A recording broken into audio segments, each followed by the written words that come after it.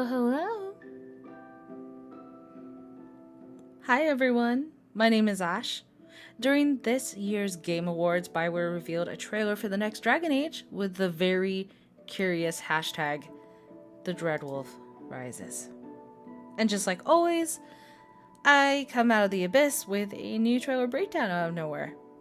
Let's get some things sorted out first. Number 1, treat this video more of a recap. A very live and intimate recap because I'm doing this in one take because it's 7 a.m. So good morning. Yesterday I co-streamed the Game Awards and dissected this trailer already alongside folks in chat. We spent about 3 hours on this 1 minute and 5-second trailer. So if you would like to see the uncensored version, it is on my Twitch channel, twitch.tv/ash. Link to the VOD is also in the description. You can see a little bit on screen. Warning, it's very long, and I swear profusely. Second, I will bring up a lot of Dragon Age terms.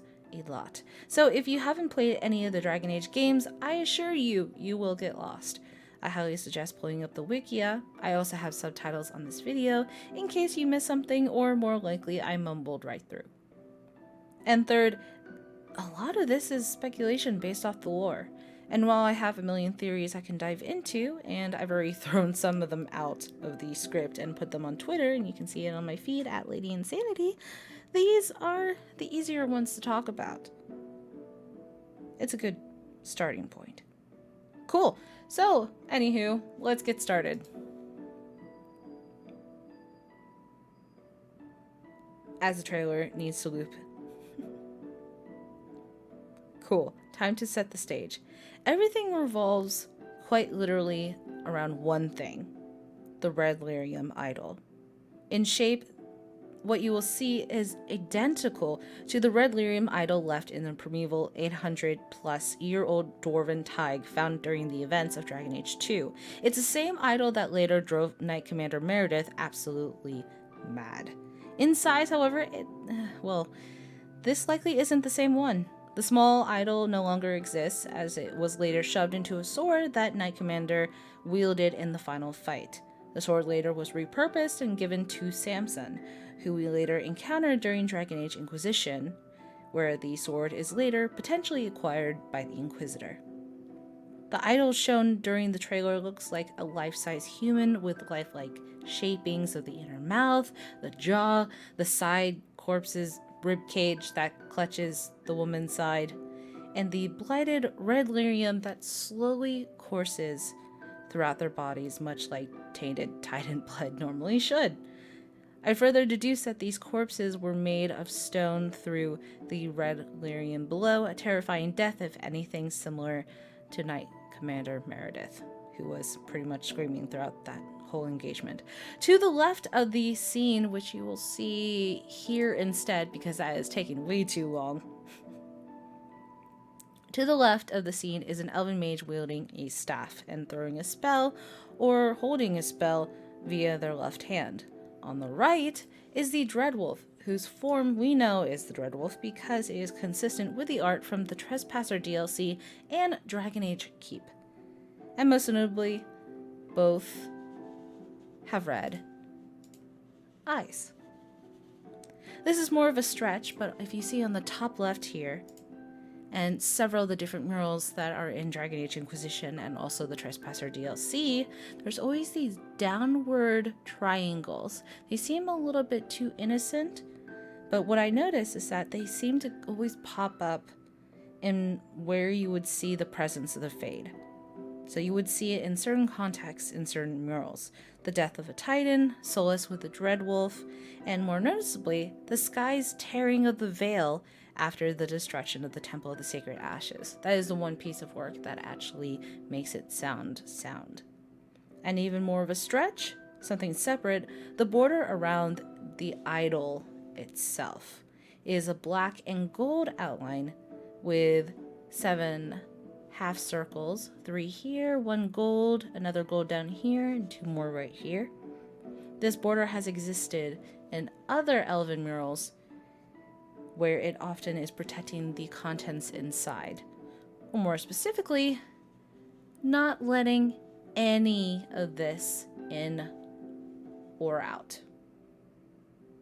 Cool, so theory time. Going back to the original one, this is a fight between the sun and the moon.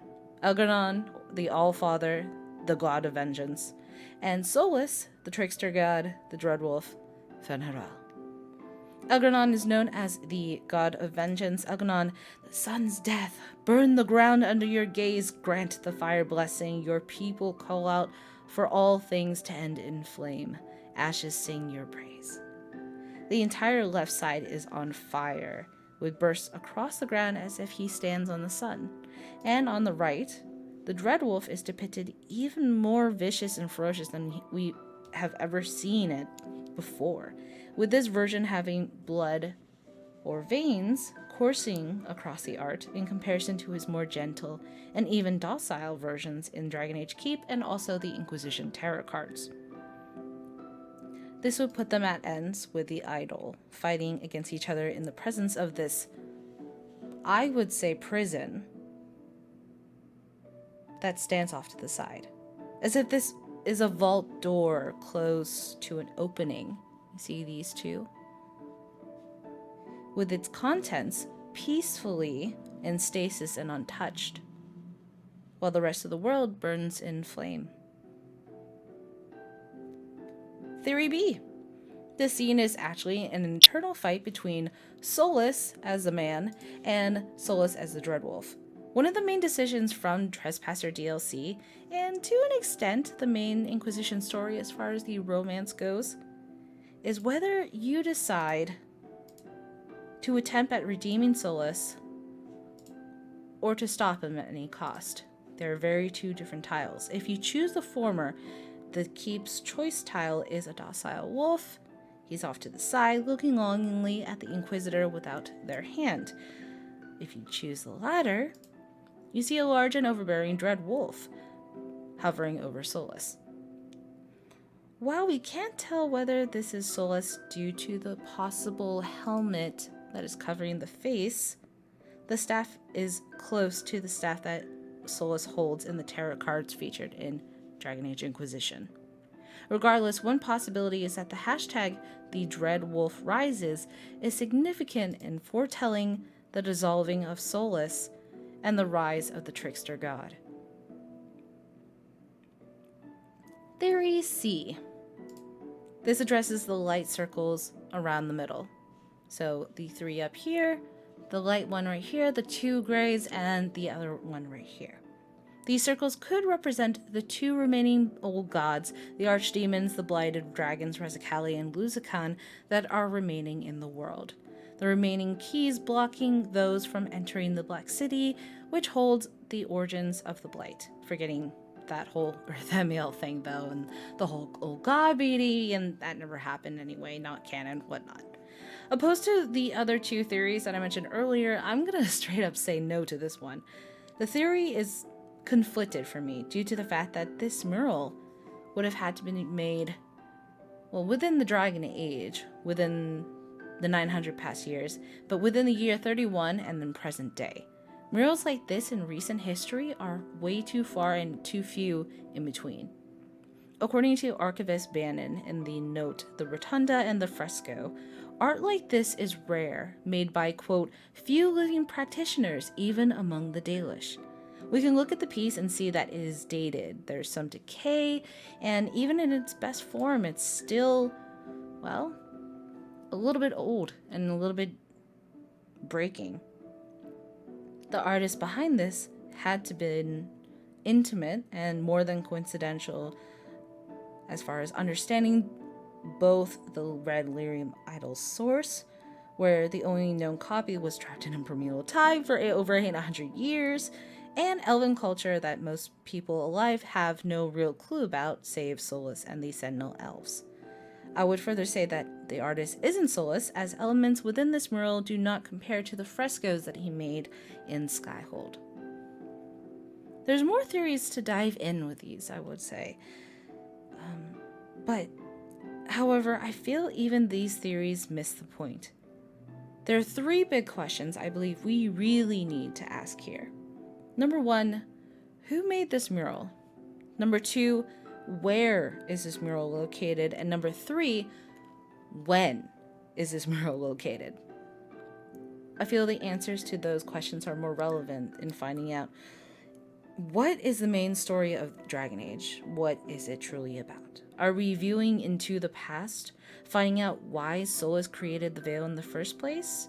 Are we peering into the near future where cataclysmic fire burns between these two adversaries? Or is it perhaps both? I mean, at one point, the devs did mention that they fancied the idea of multiple protagonists in a game. But what it comes down to is this. We need way more information. But until I regather my strength and my thoughts, as it's been a very long day, that's where I'll leave you. Let me know if you have any other thoughts on what this mural means, or what it could mean. Again, if you want to watch the full stream where we dissect the trailer, link is in the description. Thank you for watching, like and subscribe, but more importantly, follow me on Twitch. I am more active on there as of late, though I will be swinging back here on YouTube the closer we are to Anthem. Link is in the description. I think I said that, but thank you again. Thank you for watching. I hope to see you soon. And, well, it wouldn't be a Dragon Age video without this. Fenral and Unsol.